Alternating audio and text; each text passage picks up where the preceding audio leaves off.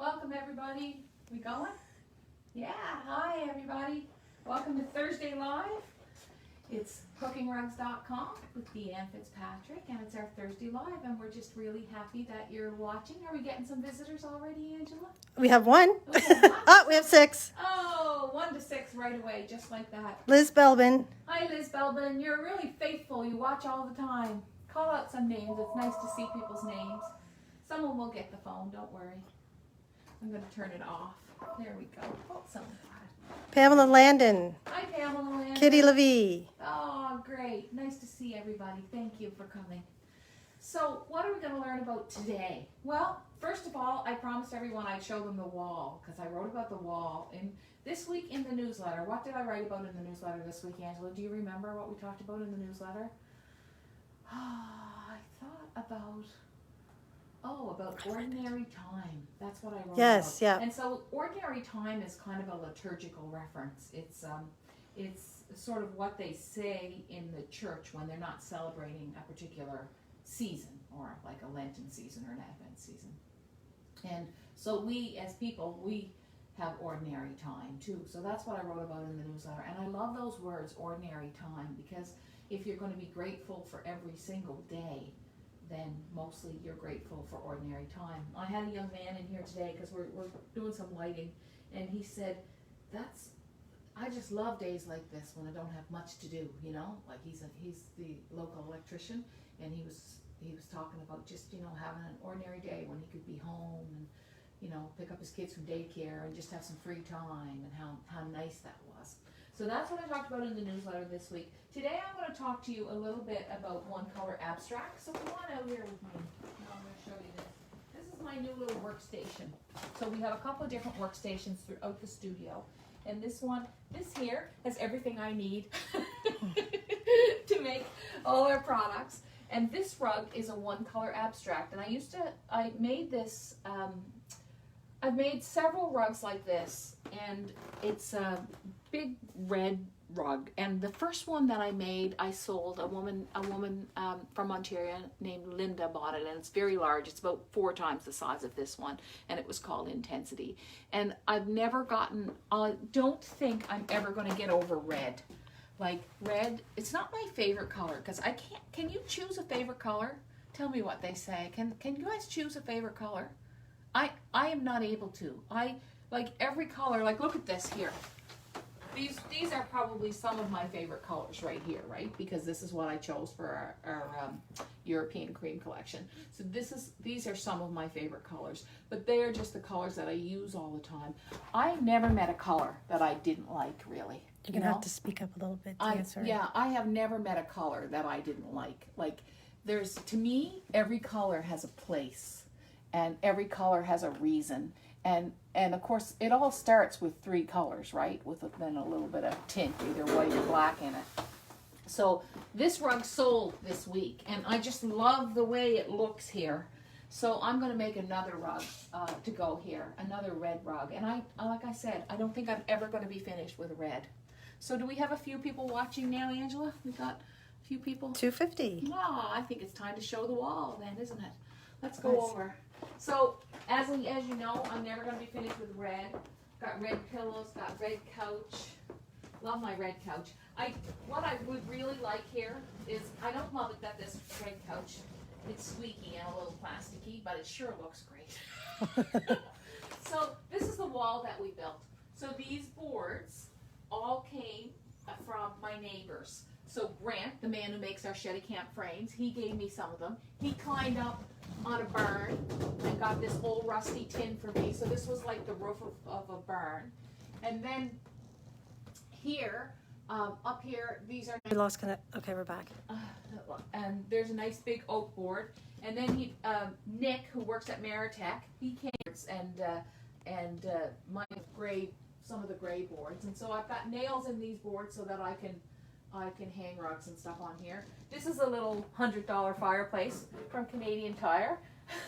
But you know what? It's just a light. And it actually does give heat. But I figure in the fall I'll be really happy with that, and it'll make me feel really cozy. For now, I think we can turn it off. There's a lot of humidity here today. And then on either side of these, you'll see our European queen came in, so we've been dyeing wool like crazy. And this whole room back here now, the whole room, everything in this room is less than $15. So all of these yarns, they're called the Studio Pick. It's the $14.95 Studio Pick. So everything here is less than $15. And I just wanted, I wanted to fill the room with things like that, that would be useful and great for rug hooking, great for knitting, any kind of fiber craft. So while I'm here, I'm going to show you my part of my collection of antique hooks. Might as well have a look. Look at some of these. Now these, but look at those. This month in the harbor, in the month of August, Angela was just finishing up today. We were talking a lot about collections, but look at this hook and see how someone forged. They took a piece of steel and they forged it and made that little thin hook on it. I don't use most of these. Look at this one with the hole drilled through it. So cute. I think these might be old Shedicamp hooks. That's sure what they look like to me, these ones here. This one was made from brass with a bullet and it's welded together. Hook worn right off it. And I love this one. See this one? The wooden, and then it has a thimble on it, and he's pulled a hole through the thimble. So this is just my antique hook collection. So I'm putting that, and I have some more at home. I'll bring some more in. I'll show you some more. This I think is my favorite because it has the initials BS, you know, so like Betty Stewart, or, you know, I think it's B. It could be it. Could be it. I think it's a B, but I just love it that she carved her initials in her hook because it was her favorite. That's probably one of my favorites right there. This one has an initial carved in it too, M. Isn't that great? So this is what we were doing, and why did we build a wall? Well, I talked about that in the newsletter too, and I hope you'll sign up for my newsletter. You know what you can do for me, and what I would really appreciate? When you share this video, we get twice as many viewers on it. So when about 60 people share the video, we might get 5,000 or 6,000 people watch it. That's potentially 5,000 or 6,000 people who decide they want to hook rugs, right? But when 100 of you share this video, we get up to 15,000 people watching it. So it really makes a difference. And I always tell you, I tell you this every week, and I'm going to tell you this every week as long as you watch. When you teach someone how to hook rugs, you just don't know what you're teaching them. You could be teaching them about friendship. You could be teaching them about community. You could be teaching them about mindfulness. You could be teaching them about tradition. You could be teaching them about love, about giving, because rug hooking is bigger than making the mat. And you know that, and I know that. So I really want you to share the video, please, because we want to we want more people to be part of this craft, and we want more people to know the beauty of what it is to sit with yourself and actually make a mat. So that's what I'm going to do now, is I'm going to go sit with myself, because I feel like you're here, but I also feel like, oh, I got to show you this too. This is her compass. Somebody's compass. So they put their pencil in here. So if she wanted to make a circle on her rug, look at that. Just so beautiful. And my friend Lily got me this at an auction, and it had 3 rug hooks in it, just like a nice wooden case with 3 hooks in it. So I keep that with it too. So share the video, join the newsletter, be part of sharing rug hooking. It's really important. So let's go in here, Angela, and then I can take this over and we can answer questions. I can probably put this on my tripod, and I'm going to sit and hook on my red rug for a little bit. I think I should put on my, just going to be here with you for a second. Oh, great. Okay, I'm going to bring you in to my rug hooking, and I'm going to switch over here. There we go.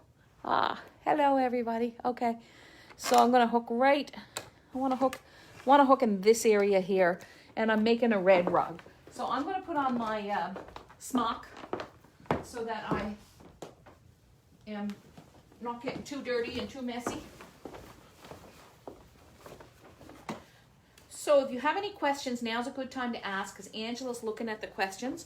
And we've got over 300 people watching. That's wonderful. Thank you for watching today, everybody. I really appreciate it. Okay, so I've got a lot of different cloths here, and I've got a lot of different yarns. I will show you the yarns they dyed this week. Don't worry. Don't let me forget, Angela, to show all the yarns.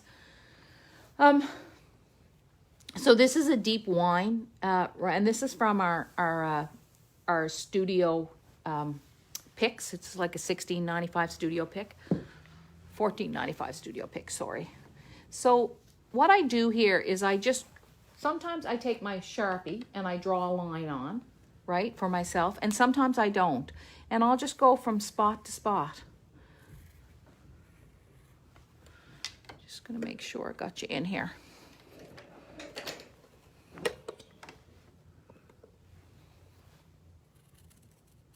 Deanne, have you made a rug that you would not sell?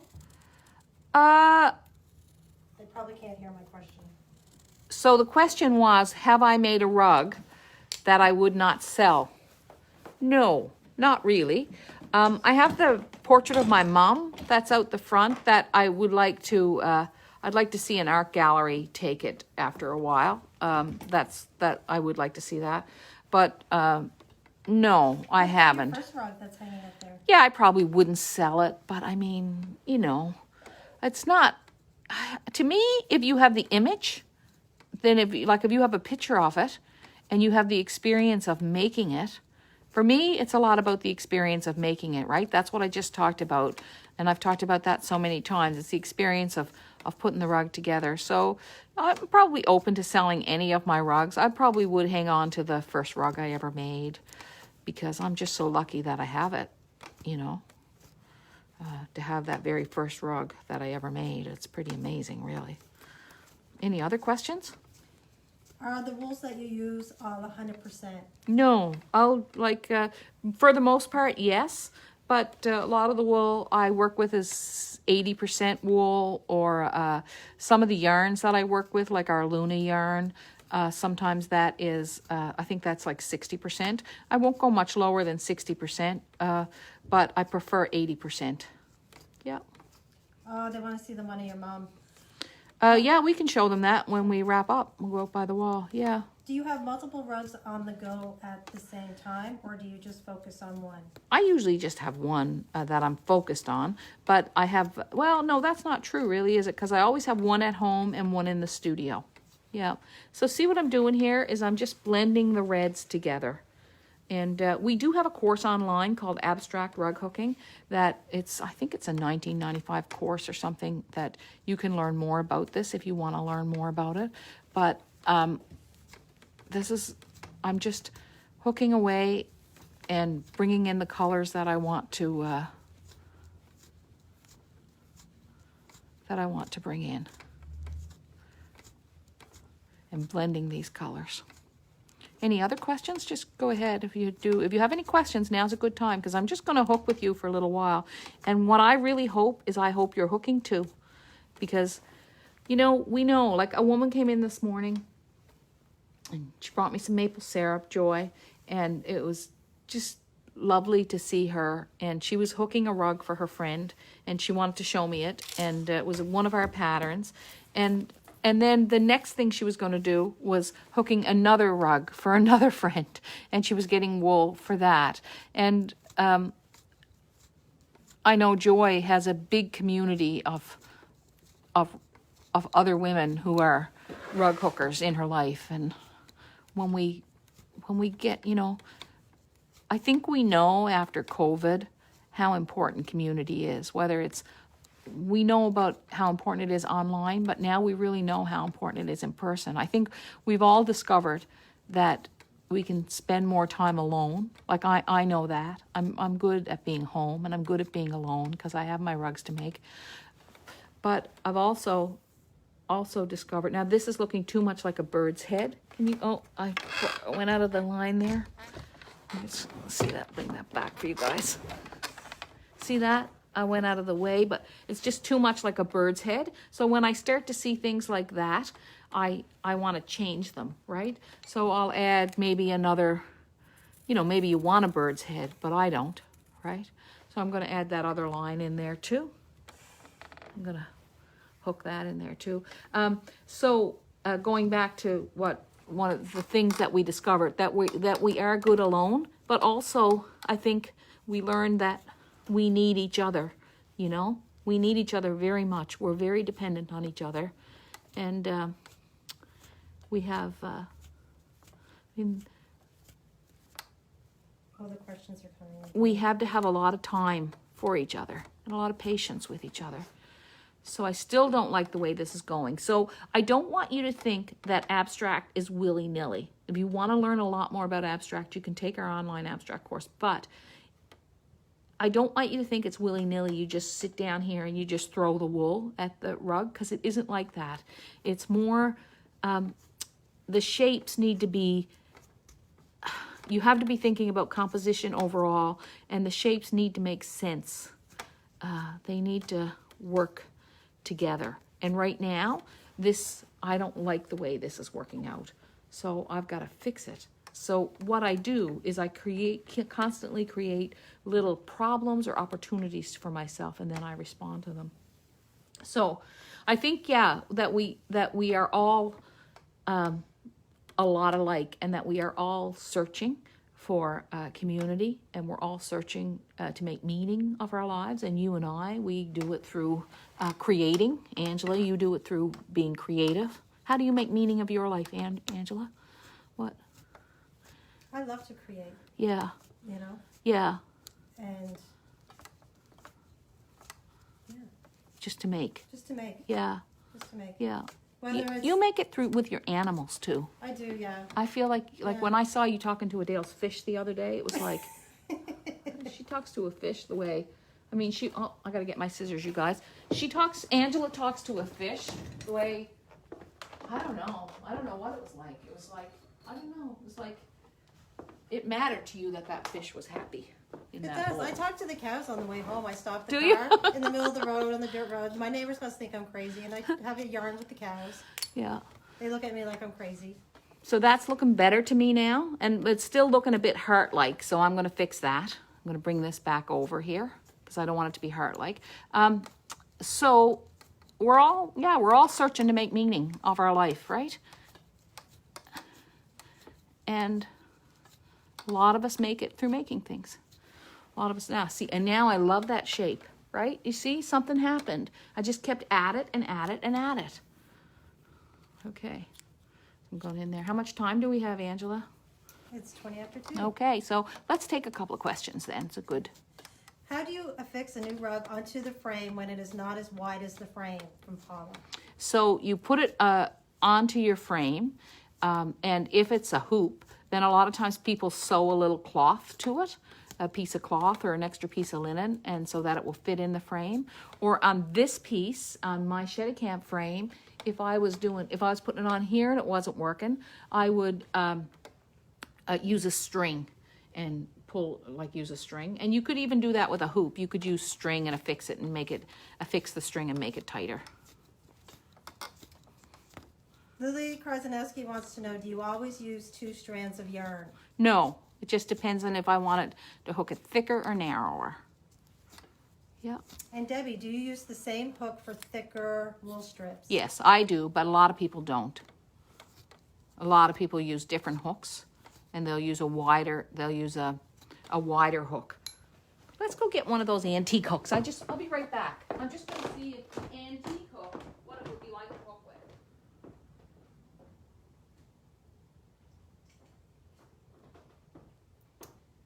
A lot of times when people say, I have my grandmother's hook, I say, well, try it, but I think you'll be happier with, okay,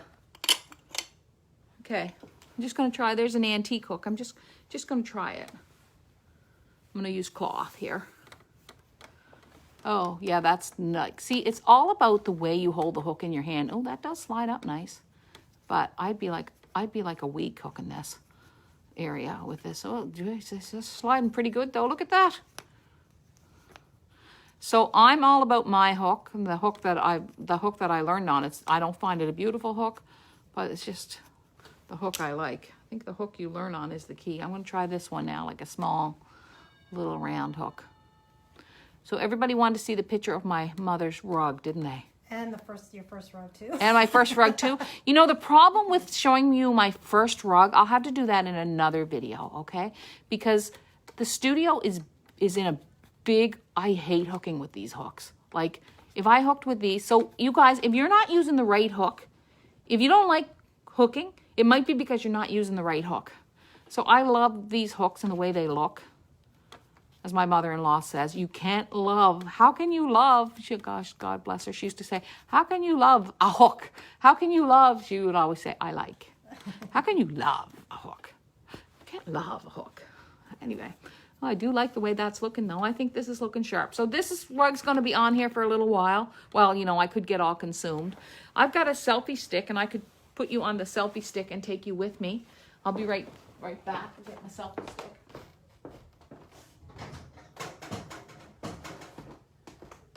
Bought this for myself, my selfie stick. I'll put you on here and I'll show you the rug of my mother. I would really like this rug. Should we show them the... Oh, I'm going to show you that too. Okay, there we go. How does that work? Go up like that. There we go. All right. Hey everybody, I'm back. There we go. I'm going to show you the yarns for this week that Greg dyed. He was so happy when he came in this morning. He just couldn't wait to show me this. Oh, I know. It's so beautiful. So we're heading into August, right? Tomorrow is August. So what's this one called? Autumn Leaves. It's gorgeous. And it's a studio hand-dyed autumn leaves. It's really beautiful. And this is odd. I only have 6 of these, you guys. 6, okay? Just so you know, I really only have 6 of these. But it's autumn leaves with a little sparkle. So like, it would be like an autumn morning and the frost has hit. The sparkle, look at that. It is gorgeous. And then he did this one. Did Greg do all of these? Yeah. Angela and I were in Halifax on Tuesday, so we couldn't do. Hi, Vicki Brown from Monadnock region, New Hampshire. Monadnock? You're going to have to tell us how to say it. And this one is hand-dyed sunflower. And I love it. And of course now it is sunflower. And we have sunflower in the Briggs & Little as well. So, and he just dyed that. So I'm just going to show you this beautiful pile all together and show you what it looks like. Isn't that gorgeous? Oh my God, it's beautiful. If I wasn't doing my red rug, I'd be all over those. Okay, I'm going to take you with me. I'm going through the studio. It's dark. Oh, look at all these wools. Aren't they great? Oh, there we go, like that. They say always hold your selfie stick up. And I forgot my lipstick again today. Uh-oh.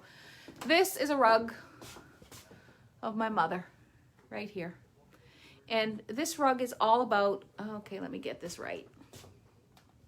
Sorry, I'm getting used to using this. This rug is all about, you can see that she's leaning over a plate of fish bones right there. And it is all about 2 things. It's about my mother's life, and she prayed a lot, and she believed in God, and she had strong, beautiful faith, kind of a simple faith, just she didn't question things. Or, I think she did question things, but she had a lot of acceptance. So it's her praying. It's also her crying, because it wasn't ever, we in families, it's not always easy, right? So it wasn't always perfect, but it was a good life. I'm not saying that it wasn't. And then there are the fish bones. And the fish bones are about the cod moratorium in Newfoundland. And we grew up in the, above the hill from a fish plant. And a lot of the women that I knew worked in the plant. And my mother did not work in the plant. She cleaned the ferry boat. And I'm just trying to get that right for you right there. Okay, I got to hold steady. And she cleaned the ferry boat. And and my father worked on the American Naval Base. And my mother, but the fishery was a huge part of our lives, And when the moratorium happened, and that meant that you could no longer fish cod in Newfoundland, it broke all of us, all of our hearts. I mean, we weren't even living there at the time. I was not living there at the time, but it just broke your heart. So that rug is about many things. And my mother always wore a bandana. She never once tied it at the front like this woman. She always tied it at the back. And every day she had rollers in her hair because she went to bingo at night. And she went to bingo 2 or 3 nights a week. So I'm going to have to get better with this selfie stick, aren't I? I'm just going to have to get a lot better with this selfie stick. And I'm going to have to work at it. And I am working at making these little videos better And I'm just really helpful. Was there one more question, Angela, before we leave? Yeah. I'm going to answer one more question, and then I'm going to ask you 2 things. Join the newsletter if you connect. Oh, we're back. Join the newsletter if you can, and also remember to share the video. It makes a huge difference to how many people see the video. And what was our last question? Debbie wants to know, do you color plan a rug? Lots of people do color plan rugs. We color plan them when we make kits. When I'm making my rugs myself, my color plan sort of happens as I go along. So I'll usually lay out a couple of colors and get myself started. And the So- last one, do you have multiple colored hand-dyed wools? Oh, yeah, I've got so many hand-dyed wools. Someday we're going to do a studio tour. And someday I want to take you down to my basement, too, because I just fixed up my basement. We had, like, the worst. Remember those bathrooms in the basement? And nobody even ever went in them. We were afraid to go in them. They were so awful Oh, looking. there's Greg. Oh, hi, Greg. Hello. Do you want to make an appearance? Make a quick, what do you call that? Cameo. Cameo. It's a cameo of Greg. They're loving your wools. Greg, Okay. yeah, they are. Greg is I'm not allowed to say he's my friend's husband anymore because it implies that he is not my friend. Something illicit about that. Anyway, God bless everybody. Thank you for watching. And yeah, thank you, Pam. I love the story of my rug and my mother, too. And my mother was a good woman. God bless her soul. Amen. Bye-bye. Gonna finish up. See ya.